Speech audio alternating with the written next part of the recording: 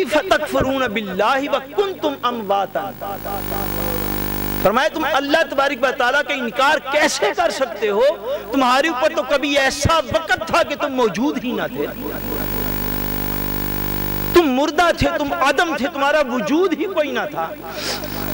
اگر آج ایک شخص 50 سال کا ہے تو 51 سال پہلے دنیا میں کوئی بندہ نہ جانتا تھا کہ یہاں پر کون آنے والا ہے۔ ذرا خود تو سوچا کرو نا، اگر کوئی 40 سال کا ہے تو 41 سال پہلے تو اس دنیا کو کوئی خبر نہ تھی کہ کون سی شخصیت دنیا میں آنے والی ہے۔ فرمایا یا ایھا الناس ان کیف تکفرون باللہ، فرمایا کیسے اللہ تبارک و تعالیٰ کا انکار کرتے ہو؟ وَكُنْتُمْ أَمْوَاتًا، حالانکہ تم مردہ تھے، فَأَحْيَاكُمْ، پس ہم نے تو تمہیں زندگی عطا فرمایا۔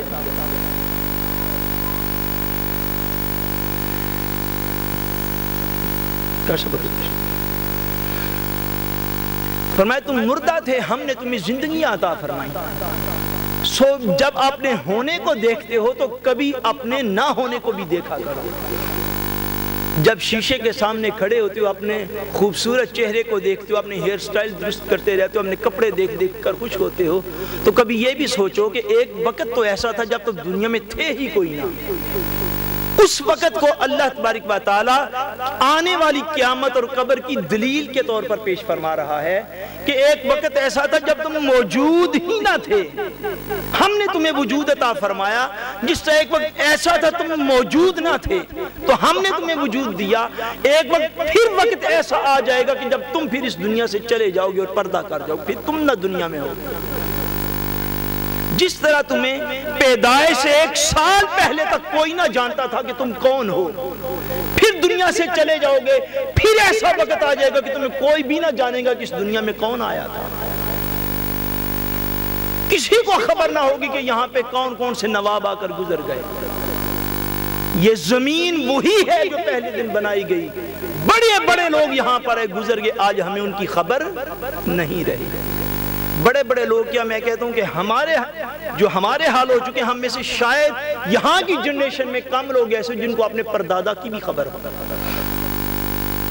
شاید دادا تک کی لوگوں کو خبر ہو، لیکن پردادا تک کی خبر نہیں۔ جسٹ 70 80 یا 100 سال پہلے آنے والا بندہ اس دنیا میں، اگر آج ہم اس کو نہیں جانتے تو جب ہماری آنکھ بند ہو جائے گی، ہماری آنکھ بند ہونے کے بعد ہمیں کون جانے گا؟ فرمایا لوگوں اس وقت کو یاد رکھو کہ اللہ تبارک و تعالیٰ نے تمہیں پیدا فرمایا، پیدا فرما کر تمہیں ایک بچے کسی صورت میں دنیا میں تمہارے اعضاء کے اندر قوت پیدا کی، تم جوان ہو گئے۔ جوانی کے بعد اللہ تبارک و تعالیٰ نے جس طرح تم بچے تھے، تمہارے اعضاء کمزور تھے، پھر تمہیں کمزوری عطا کی۔ پہلے دوڑتے بھاگتے تھے، پھر تمہیں سانس چڑھنے لگ گیا، حتیٰ کہ بچوں کی طرح پھر تم بیڈ کے اوپر آ گئے۔ جس سے پہلے اپنی غلاظتیں پھینکتے تھے، اسی طرح پھر پھینکنے لگے۔ ذرا خدا کا نظام تو دیکھا کرو، وہ کس طرح بڑے بڑوں کو ایک پروسیس سے گزارتا رہتا ہے، گزار کے پھر اسی جگہ پر لے آتا۔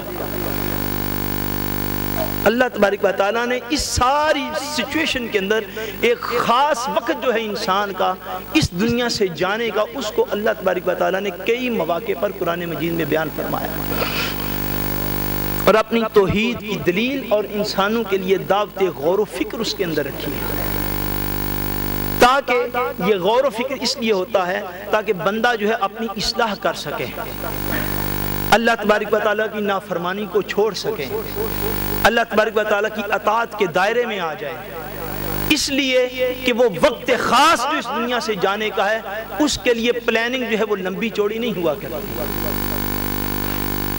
یہ اکنامک منصوبے 10-10 سال کے بنتے ہیں، زندگی کا منصوبہ 1 منٹ کا بھی نہیں بنتا۔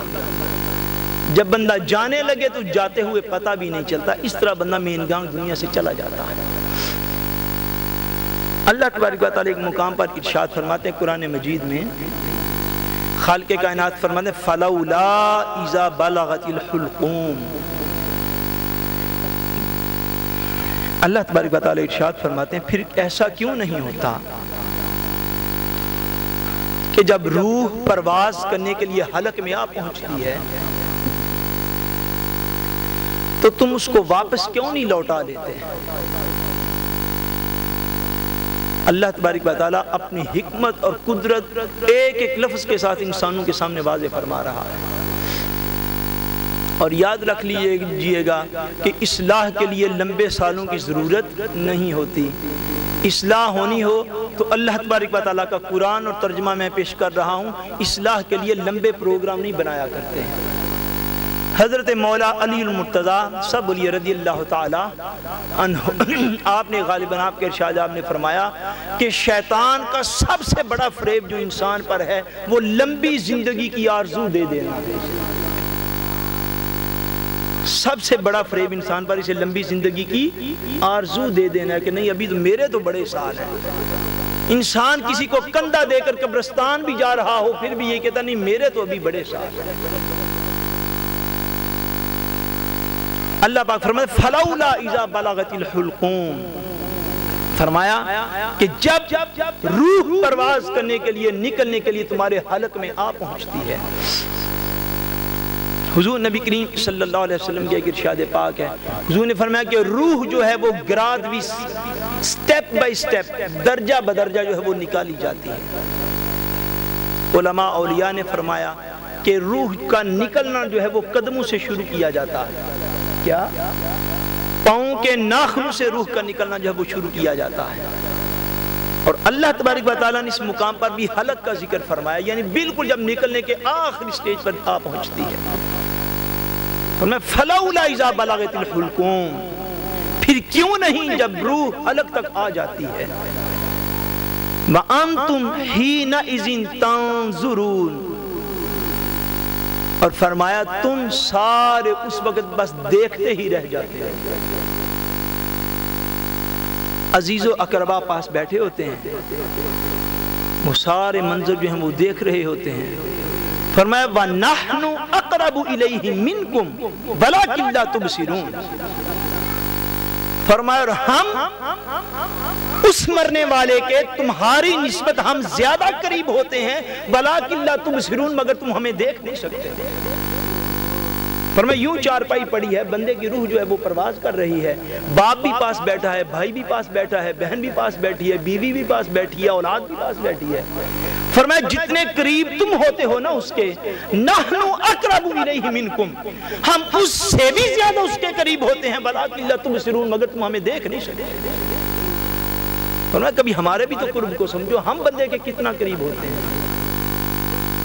تم دیکھ ہی نہیں سکتے، تم سمجھو ہم بڑے اس کے چارپائی کے اوپر بیٹھے ہوئے اس کے پاس ہیں۔ فرمایا ہم اس سے بھی زیادہ اس کے قریب ہوتے ہیں۔ فَلَوْلَا إِن كُنْتُمْ غَيْرَ مَدِينِينَ، فرمایا پھر کیوں ایسا نہیں کر سکتے کہ اگر تم کسی کی ملک کو اختیار میں نہیں ہو، تَرْجِعُونَهَا إِن كُنْتُمْ صَادِقِينَ، فرمایا اگر تم سچے ہو اللہ تبارک و تعالیٰ کی معاذ اللہ نافرمانی کرنے میں، اگر تم سچے ہو، اگر تم سچے ہو اللہ تبارک و تعالیٰ کی حدود کو توڑنے میں معاذ اللہ، اگر تم کفر میں اپنے میں سچے ہو، اپنے شرک میں سچے ہو، اپنی بدعقیدگی میں سچے ہو، یا اپنے برے اعمال کے اندر اگر تم سچے ہو، تو اللہ تبارک و تعالیٰ اپنی طرف سے ایک دلیل قائم فرماتا ہے۔ فرمایا ترجعونها ان کنتم صادقین، اگر تم اللہ کا نظام فالو نہیں کرتے، اس کی باتوں کو اپناتے نہیں، اس کے احکام کو مانتے نہیں، جلوت میں خلوت میں جاؤ تو کچھ اور ہو، جلوت میں رہو تو کچھ اور ہو، بازار میں کھڑے ہو تو اور ہو، مسجد میں کھڑے ہو تو اور ہو، محفل میں ہو تو اور ہو، تنہائی میں ہو تو اور ہو، لوگوں کے سامنے تو تمہاری میٹھی زبان رکتی نہیں ہے۔ فرمایا اگر تم اس بات کو سمجھو نا ذرا کہ اللہ تبارک و تعالیٰ فرماتا ہے کہ اگر تم سچے ہو اپنے ان سارے کرتوتوں کے اندر کہ جو تم اللہ کی نافرمانی میں، اس کی بغاوت میں، اس کی نظام کی سرکشی میں اور اس سے دور رہنے والے جتنے کام اس نے منع کیے ان سارے کاموں کو کرتے ہو، تو اللہ تعالیٰ فرماتا ہے کہ ترجعونها ان کنتم صادقین، اگر تم سچے ہو تو تم نے اس سے روح کو واپس لوٹا کیوں نہیں لیا؟ ماں چاہتی تھی کہ میرا بیٹا کچھ عرصہ اور میرے پاس رہ لیتا، بیوی چاہتی تھی اس کا خامد کچھ عرصہ اور اس کے پاس رہ لیتا، بھائی چاہتے تھے ہمارا بھائی ہمارے پاس ابھی اور دنیا میں ٹھہرتا، باپ چاہتا تھا میرا بیٹا بیٹی میرے پاس اور ٹھہرتا۔ فرمایا سارے چارپائی کے گرد کھڑے بھی ہوتے ہو